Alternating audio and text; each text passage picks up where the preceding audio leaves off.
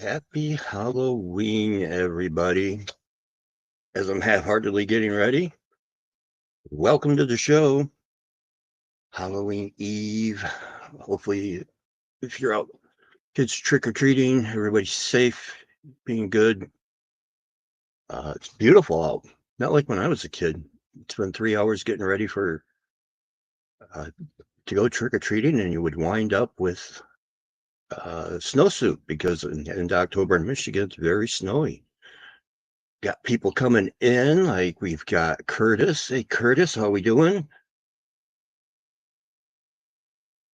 Grizzly supported by stars. Little Twisted, welcome back. It's been a long time, my friend. Good to see you. Joey, how are ya? Halloween night. How are we going to celebrate it, folks? I thought we would do a couple Bigfoot ones, some of the more aggressive side, if you will. And we'll keep saying hi. Twisted, it's good to see you back. Hopefully that means things are improving. Virgil from the UK, welcome. Welcome back from the future, because I think you guys are about 8 hours ahead of us, so if I remember right. So, my Halloween costume. Hey, little old man Logan, right?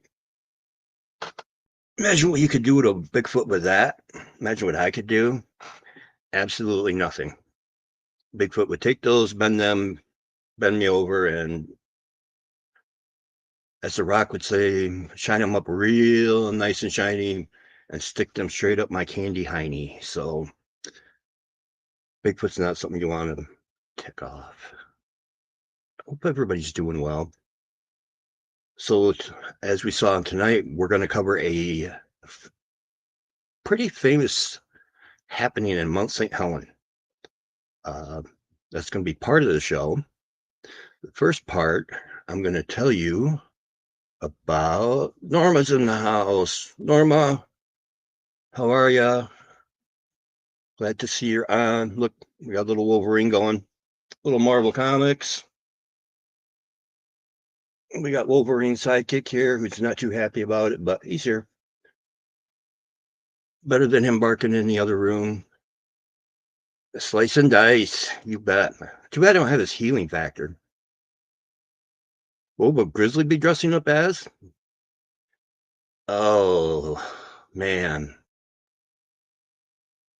If he shaved his face, Professor X, we could do that. Wouldn't that blow everybody's mind? We talked about that the other night.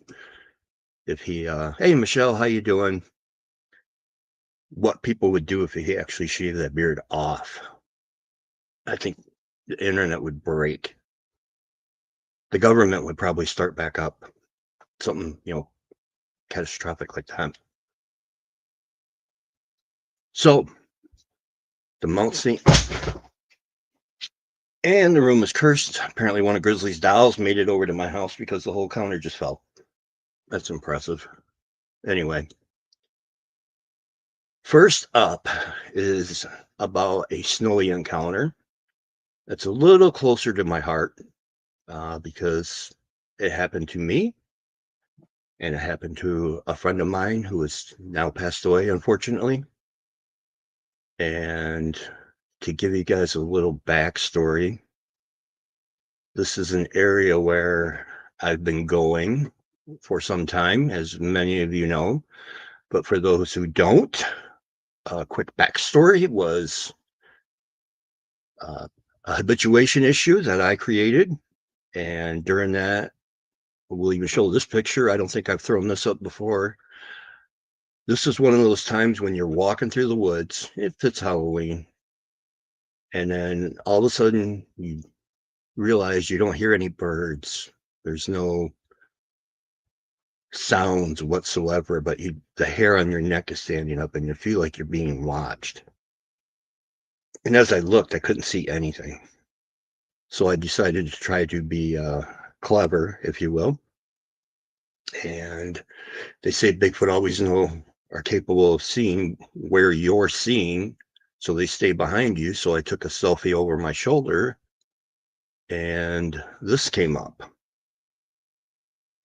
So what we're looking at, I did turn it black and white because it makes what I think is the Bigfoot stand out a little better. And for everybody looking at home, you look at the big black tree in the middle and go 1/3 of the way down over to the right. And next to the thinner black tree, you can see what looks like a Bigfoot head. It's turned sideways, minimalizing how big it looks, how much of it shows, and staring straight at me. So where my snowy encounter happened, I've shown other proof before, 23-inch tracks on the channel and things like that. Grizzly would be very honest and admit he used beard oil. He's honest, he uses it now, lol. So yeah, this area has a huge history, and it dates way back before I even started there. It goes back. There's actually one on a podcast, Sasquatch Chronicles. A lot of people are familiar with, and I believe it's episode 746 that talks about a place that's about a mile from where I'm at, and his Bigfoot encounters in the late 70s and early 80s. And now I'm having the encounters, in the 2000s, 20s. So we are 50 years worth of Bigfoot activity there, which we could, always debate, do they migrate, do they not? I think that just depends on where you're at. So apparently these ones stay put all winter long because one night a friend and I had been out. I had seen and taken a picture of these tracks, but on my way home, I got a phone call from my friend Shauna, who, like I said, has since passed. At that point, she had stage 4 cancer, lung cancer, and wanted to go for a ride. So I wanted to go back and check out what a friend and I had seen earlier. Go, and as we pull up, the road is completely a sheet of ice. I mean, like ice skate worthy, where you're not going to toe pick and wind up on your face. It was a sheet of ice. And I saw what looked like deer tracks coming down one side of the road. And then up the right-hand side of the road, I saw deer tracks, but there was something next to the deer tracks. And you can see here these two huge prints that follow the deer tracks.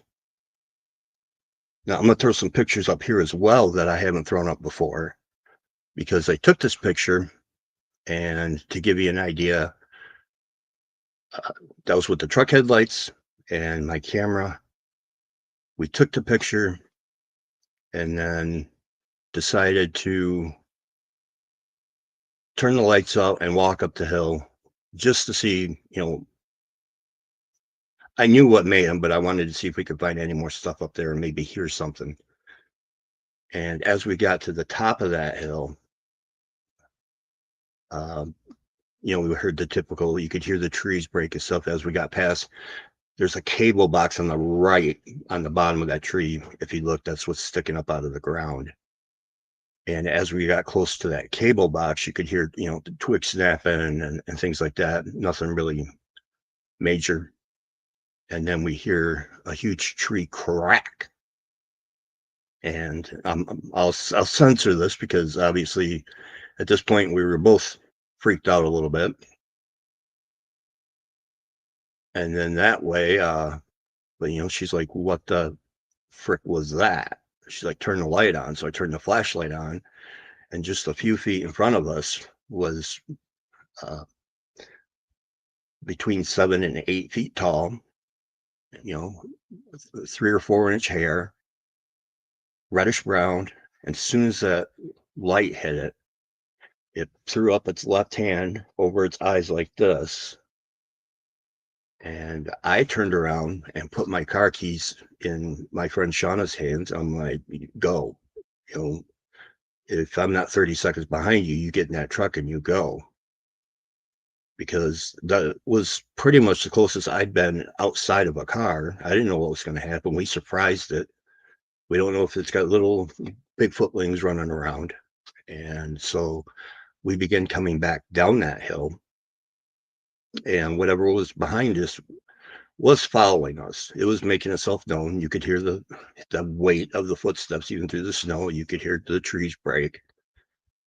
And Shauna's not moving fast enough for me, so I'm picking Shauna up and pushing her around, trying to get her down the hill and in the truck.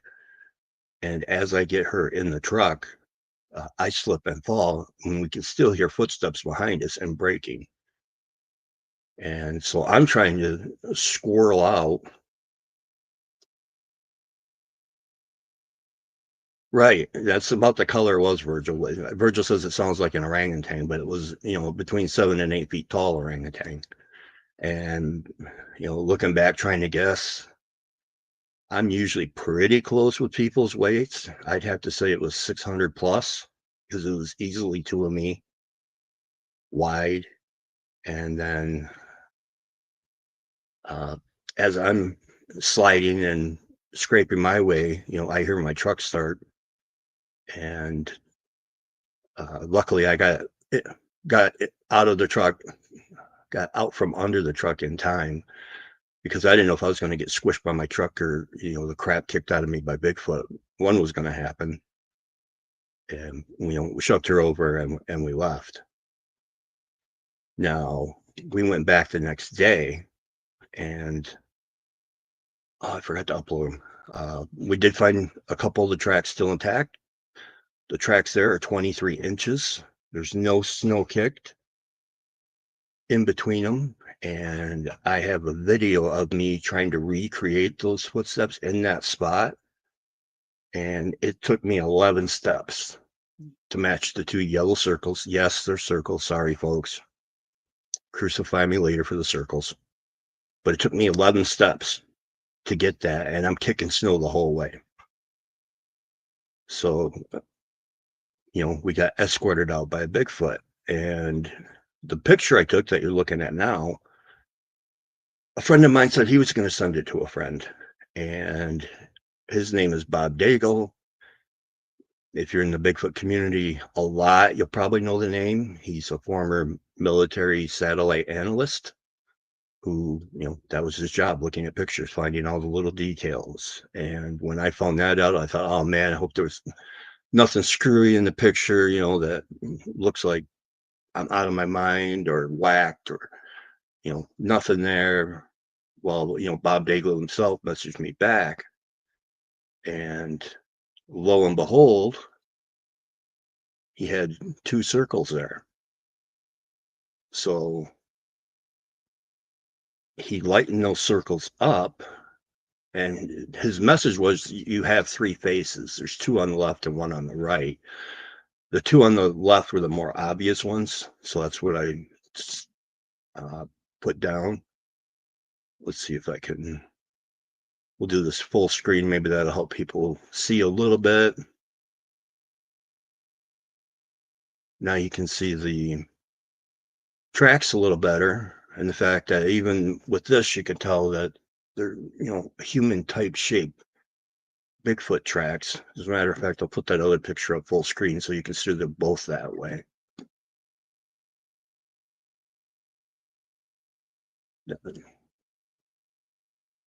And you can see there's a huge distance in between them. If I had to guess, 6 feet. With the way I walked, there was 6 foot in between each step, so it was definitely running. My belief is it was trying to, track down that deer and maybe even downed it, which is why it was still at the top of the hill and why we heard multiple twigs breaking and stuff, is because Shauna and I happened to walk in on Bigfoot's dinner and shined a great big spotlight while they were at the table. So you can see why they were kind of mad. Now, this picture doesn't show very well, but he did lighten it up. You can see some shadows there. But this one does a lot better job. And we'll put this full screen as well, where you can see it like a head, shoulders type. And even an eye, if you're looking at the birch, it, and the fact that we walked within arm's reach of that was enough to really make me shudder that something that big and that powerful would just let you walk on by within an arm's reach and you never know it's there. And let's catch up on comments. So that was my most harrowing wintertime adventure. Amy, how you doing?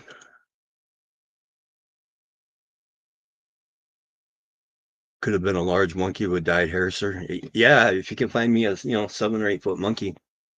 That's what a lot of people say is Chase anyways, imaginary monkeys with 23-inch prints. So the prints that were there were 23 inches too. Hey Michelle, how you doing? Yes, Curtis, thank you. Please hit the like button. It's free. Helps out the channel, and we definitely appreciate it. So yeah, if you look close, kind of like MK Davis says, I can only tell you what's in the picture. And what's in the picture is very tall and very dark. And there's actually one to the left, but didn't download. So we'll save that for another episode, like a best of or something, if you want to see that. Now, there is another one out. If anybody has questions, ask me anything about that night or even out there in general that I've done out there, please feel free to ask, because to me, the Bigfoot community is about sharing. I don't think anybody's right or wrong. We've all had our experiences and share it together for a pool of wealth.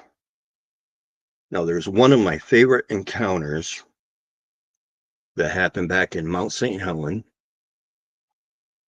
And there's not much on this. This one is kind of hard to find. It happened in Ape Canyon, which most people will recognize the name, from the Ape Canyon incident with Fred Beck and the other miners that were definitely had a encounter that would scare everybody else as well with the rocks. And I'm just trying to make it there are gorillas there, brother. No. In Michigan, the United States, biggest thing we got naturally the biggest thing we have that's native is a black bear. So no King Kongs in our neck of the woods natively. Now, I do know somebody who has a olive-nosed baboon as a pet. And I'll tell you what, that would make for a good 4-foot Bigfoot. They are intense. Norma, that is exactly on the same road I took you. We drove right by that spot. Matter of fact, we parked across the street from it. It was where the burn barrel was. Now, the other Ape Canyon incident is the disappearance of Jim Carter. So this one's always fascinated me by the fact that 2 articles were written about it. 1966, and then they printed the same article. Oh, I'm sorry, 1963, and they reprinted the same article in 1966. So let's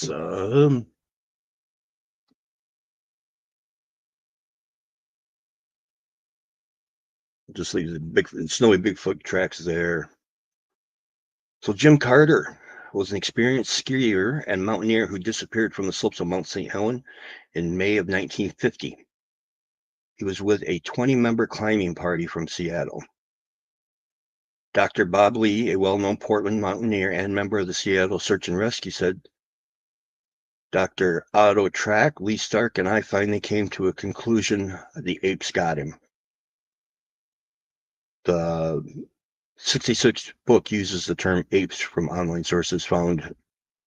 The apes also referred to what they called the mountain devils back then. Lee described the search for Carter as the most eerie experience I've ever had. Every time Lee found himself alone, he felt that he was being watched. I could feel the hair on my neck standing up, Lee said. It was eerie. I was unarmed, except for my ice axe. And believe me, I never let go of that. Carter and his family had climbed Mount St. Helens. On their way back down, Carter skied to a landmark named Dog's Head with the intention of photographing the rest of the group as he skied down to the timberline. Dog's Head was situated at about 8,000 feet altitude and was also destroyed when Mount St. Helens erupted in 1980. Carter was never seen again. His discarded film box was found where he had taken a picture from that point. Lee says that Carter appears to have skied down the mountain in a great panic, taking chances that no skier of his caliber would take, unless there was something terribly wrong or he was being pursued. He jumped over 2 or 3 crevices and evidently was going like the devil. Carter's tracks reached the side of Ape Canyon, but they did not find him at the bottom. So he went over the cliff. The tracks go over the cliff. And they did not find him at the bottom at all. As many as 75 persons spent the next 5 days searching the canyon, but no trace of Carter was ever found. The search was called off after 2 weeks.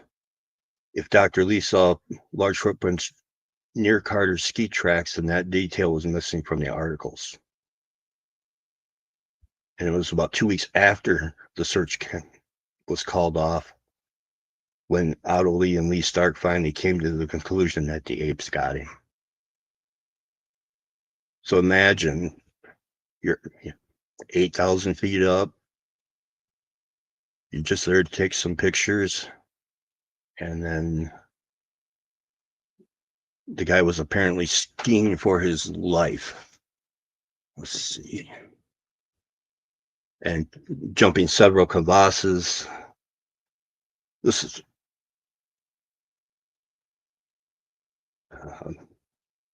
there are points where he came close to several trees, he jumped several crevasses, did a lot of dumb things that you wouldn't do unless your life was in jeopardy. And then the fact that they spent weeks looking for the guy and never found anything, not a ski pole, nothing.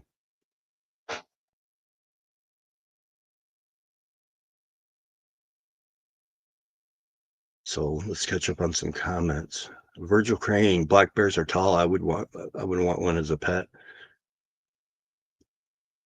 Gentle Ben, that's what you got to think of, Virgil. Is this heading towards the peanut butter? No, this is actually the opposite side of the road, Curtis. It came from the side of the peanut butter and came down from that side and then went up the other, because one side of the road is a conservancy and then the side that this went up on is actually private property. So technically I was being theoretically, or not theoretically, and allegedly is the word we'll use, I was being naughty and trespassing going up that hill.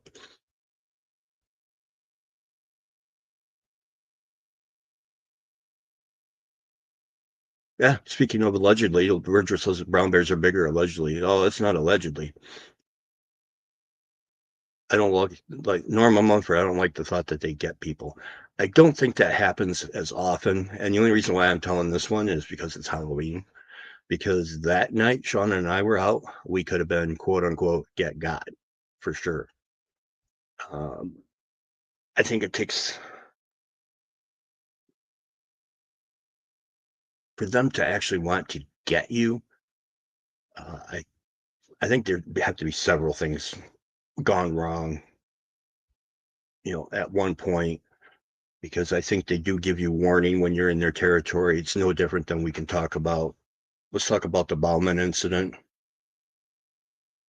Teddy Roosevelt wrote that, and there's actually a lot of evidence, and I'll credit D.A. Roberts and Robbie Raines And what I do know that during the Bauman incident, that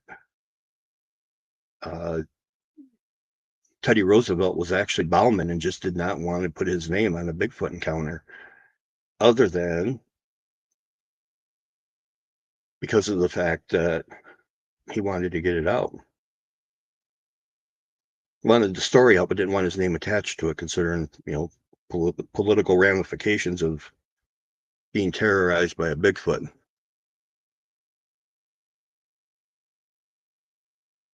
As a slight aside, I had a teddy bear as a kid. He was a cute little fella, passed away now. Poor Teddy, Virgil. So let's find the Bauman incident. I know it was about two trappers in 1892.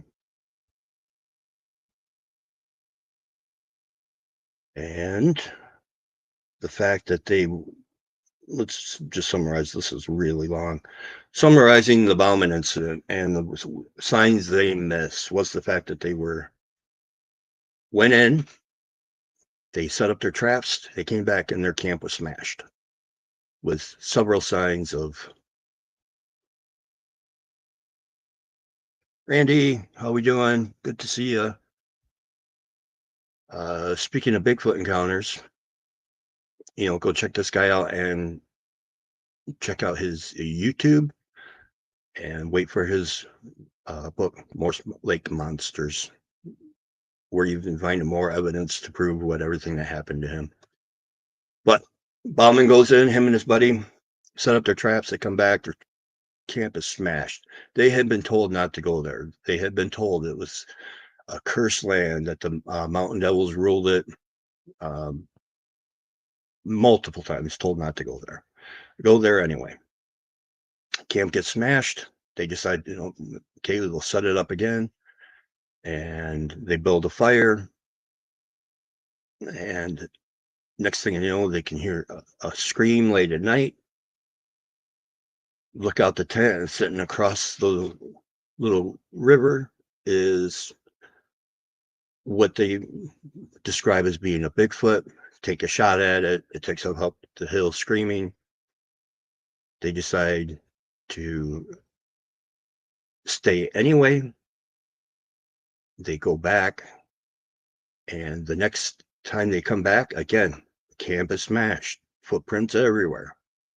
What do? Rebuild the camp, and they stay another night. And this night's even a little more aggressive. It gets down in front of the tent. And, they scare it off again with a gunshot. Up the hill it goes. And they said, okay, we're going to cut our losses and we're going to leave. So they're out gathering their traps. Decided they weren't going to split up, but as the day went on, they realized they weren't going to get done in time to get out before dark. So one guy goes to get camp, to pack up camp.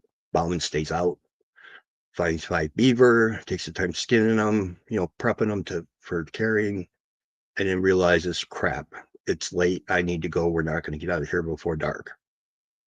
And as he gets back to camp, supposedly he finds his friend laying by the fire, big, huge bite mark in the neck, body's been jumped up and down on. Let's say his eyes were facing backwards because his head got twisted that way.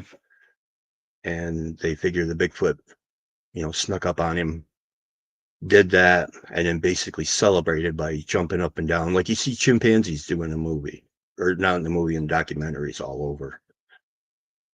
So,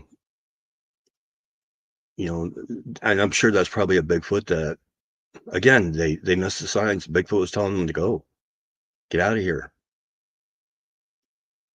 But so Bauman doesn't do anything. He leaves his goods and everything, gets on his horse and rides through the night, through the dark, and they never go back. So there's a case where the Bigfoot definitely got somebody.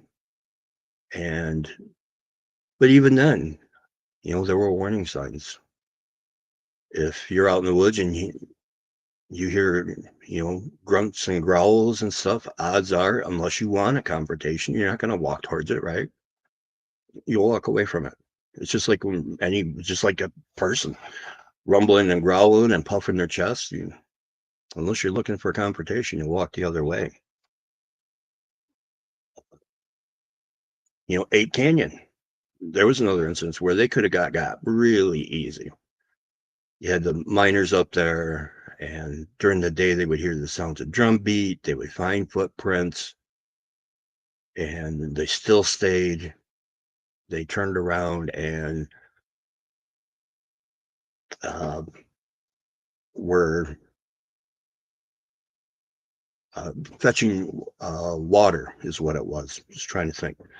And a couple 100 yards away, they see one of the mountain devils. This is at Ape Canyon, same place as a skier, and take a shot at it. Not only one, but three. Pop off 3 rounds at it. And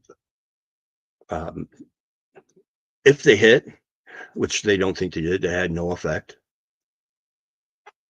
Amy, so it just off the guy. Wasn't food. Nope. It was pure territorial or malice. Wasn't food. It was just, you had my signs. I warned you twice. Third time you're out, buddy. So yeah.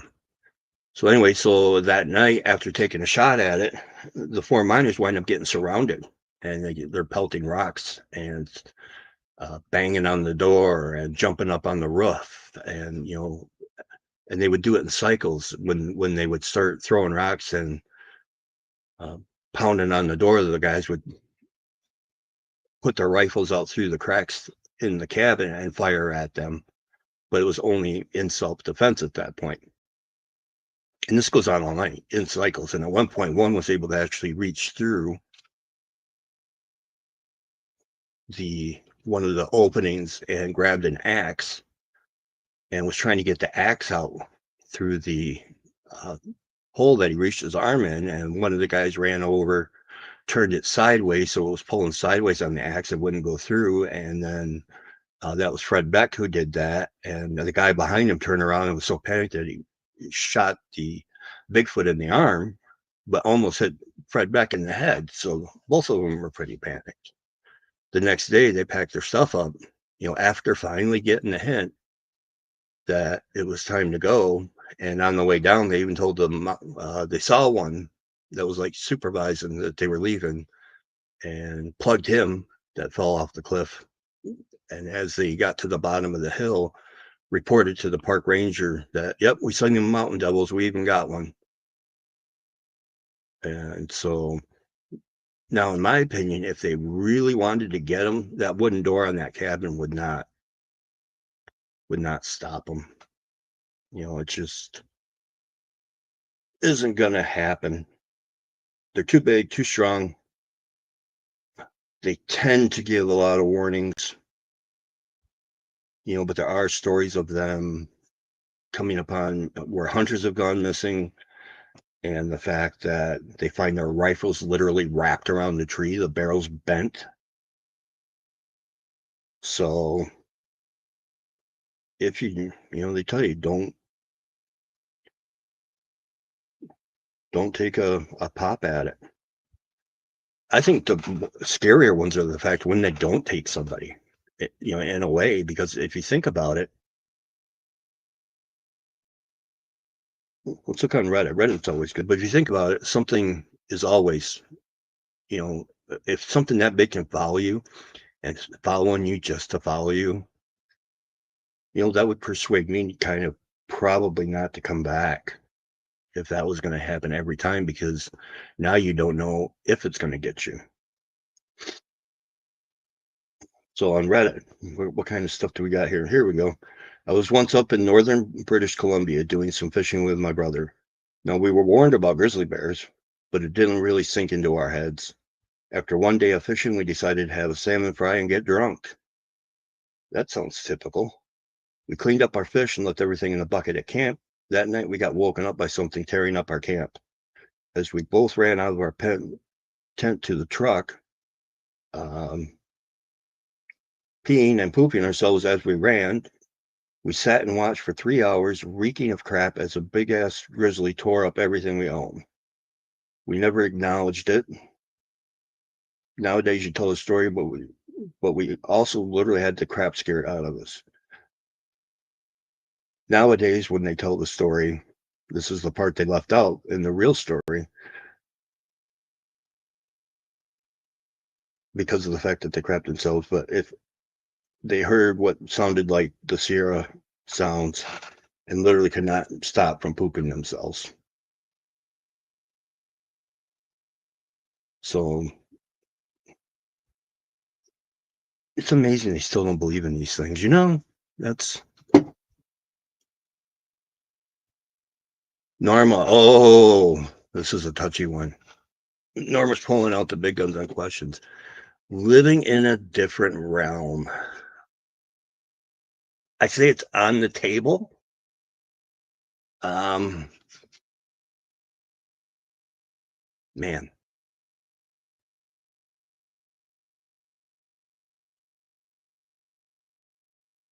I tend to. I'm gonna. Frick it. I'm gonna point myself right in the corner. I tend to think more like they might be able to use portals. I don't think they come here just to visit. I think they're able to do more like a. Yeah, exactly. Like you walk through a portal where maybe you're in New England at one point and you get to California from another. Maybe that's part of the disappearing act that they follow.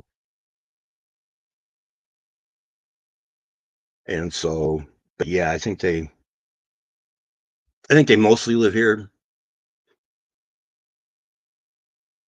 Let's see. Virgil Crane, as a child, my grandma said never trust a chimp before taking it to the mental asylum. Yeah.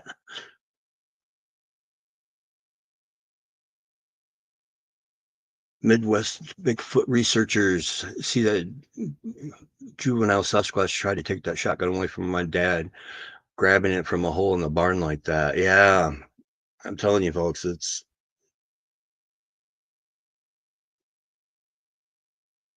Norma's living in a different realm. Virgil, we have a phase in Manchester, England that is never smile at a chimp. To them, it's a sign of aggression. It is, because you're baring your teeth. It's you're challenging them. Just like when we were told, even with the little monkeys, when we went to I don't know if I've ever told this story on air. We went to Honduras on a cruise, and long story short, we went to see the monkeys in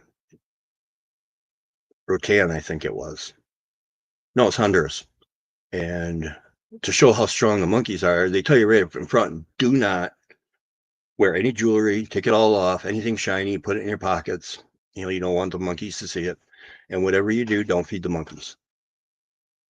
So, wedding rings come off, necklace, cross and all that come off and go in your pocket. And the ex-wife has all my pictures, but there was a picture of one grabbing my sunglasses and then one of him sitting in the tree with my sunglasses. He took them that quick. But the funniest part was uh, one lady in the group, there were only like 10 of us. And one lady decided to, slip the monkey a peanut. So she slips him a peanut and the monkey eats it on her shoulder. And, she goes to slip him another one. The monkey's having a time of his life. Well, goes to slip that monkey that third one. And that monkey hauls off and just paintbrushes her. I mean, an audible slap that left, strong enough that left a big old monkey palm print on her face. Loud enough that the guy turned around and looked at her, seen the monkey heading up the tree with a bag of peanuts and says, I told you, feed the monkeys. So scale that up. Imagine the slap a Bigfoot would put on you.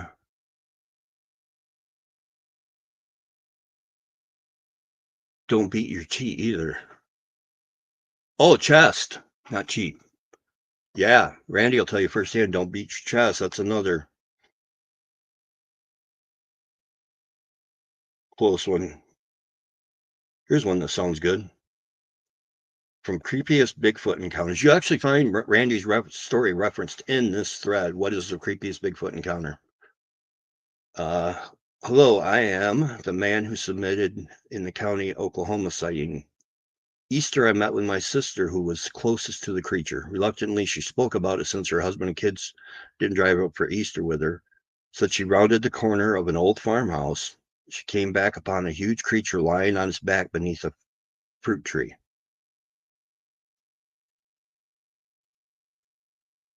Wow, I should have read this before I started it.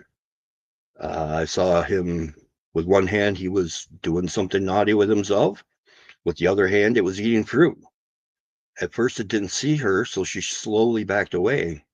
She also noticed a shallow depression near to the beast that was filled with feces. Within a minute, the creature got to his feet and confronted her. He used his feet to cover dirt over the feces. He was about 10 feet away from her and began trying to communicate. She thought the language sounded like Chinese. At that moment, Mom walked up behind and pulled her forward the field. She said she could barely move because of fear. She said the face seemed baboon-like because the beast kept stuffing its face full of fruit. It made the mouth region stick out since the big animal had lips and a big mouth. She thought the creature also looked like a hairy giant Asian, which made many expressions with its face. She thought the red on its hand was from a ketchup bottle. The contents from an ice chest were dumped out near the fruit tree, probably belonging to the cotton choppers from California. She said she had the creature tried to communicate and failed. It saw us in the cotton field and walked toward us. She thought the creature kept putting its hands on the genitals to conceal them. It seemed very intelligent and not primitive. She reminded me the beast ran over to the horizon. A couple of Army helicopters flew over the same area very low. They would have had to see the beast when all agreed. In 1993, we left the old farmhouse. Since then, it has become vandalized and ruined. Lots of creepy things happened there, so we moved. Whole flocks of geese and chickens would get their necks broken at night, and we also heard polecats do this. Something would bite big chunks out of our dogs and chickens. We thought it was maybe coyotes. Our fruits and vegetables would be missing overnight from the garden and orchard. You should camp out in the vicinity where we lived. I swear you will see and hear things unbelievable. Our relatives got so upset. My dad, a WW2 veteran, left before my mom and brother did. The place scared the hell out of him. He was a man who generally feared nothing. Finally, the rest of us moved because we got weak from years of sleepless nights. After I blamed the neighbors, however, in 16 years, I never saw them on our place. Oh, hey, Norma, listen to this. We had a local family that reportedly watching a pair of subjects bending over and looking into neighbors' windows. They also explored garbage cans. This happened on multiple occasions. And it would be a few times in about a week period. A local investigator attempted to use cameras, but the pair was not seen again until the following year. It is likely that the two are part of a group in Travers area that are there twice a year. They have been around for decades and become nearly predictable. I believe they do a migration from one area to another seasonally. I'm not one with this belief. A few years ago, 5 individuals had been documented. As time passes, researcher attrition isn't helping. It was pretty obvious that this has been going on for decades. So there's another one in the Reddit that's right in my hometown. Chickens are cute little critters. Yes, they are. Oops. Let's back up and catch up. Maria, how you doing? Hi, Maria. Sorry, the psychic readings are Monday and Tuesday. You're a couple days early. Grizzly will be on later, though, for another different show. Amy, on a side note, the 3 monkeys are still on the loose in Mississippi from a truck that overturned. I saw the one's wasn't it in Florida, where they got the capuchins running everywhere now? Biomedical research monkeys. Makes you wonder what they've been researched on.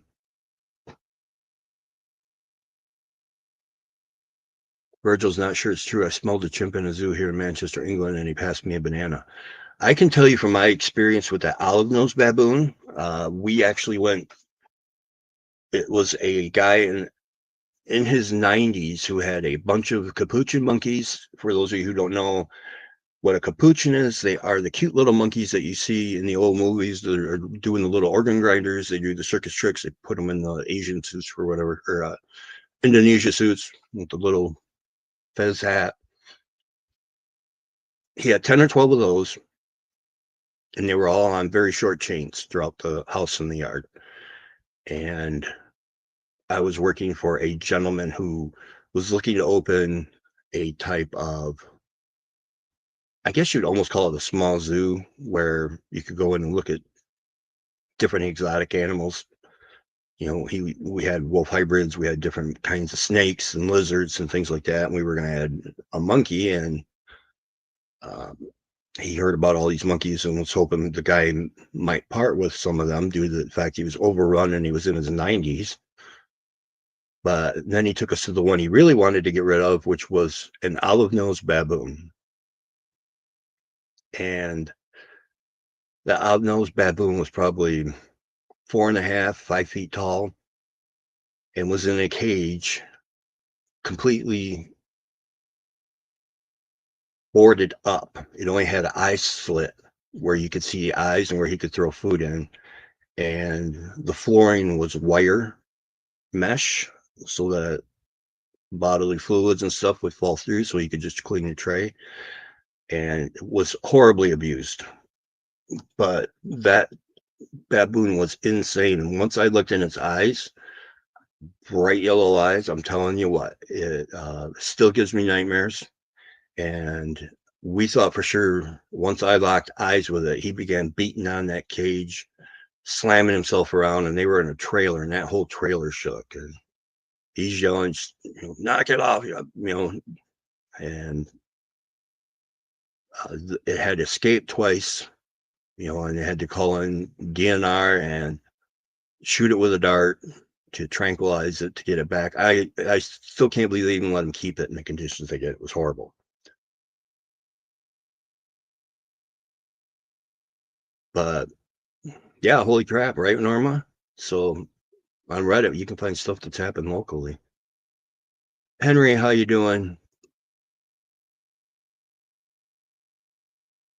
Virgil, my friend who's a zoologist, told me chickens are small ostriches. They're small little peckerheads is what they are. They'll eat anything. Chickens are vicious. There's a reason why there's another name for a rooster, and it's not cook. It's because what they are.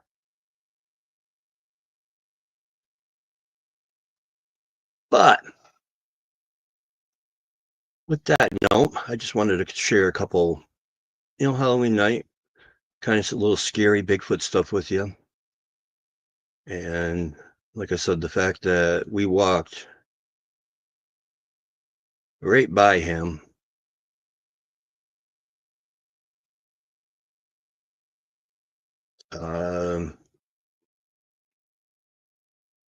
definitely makes me grateful he didn't reach out and twist me into a pretzel.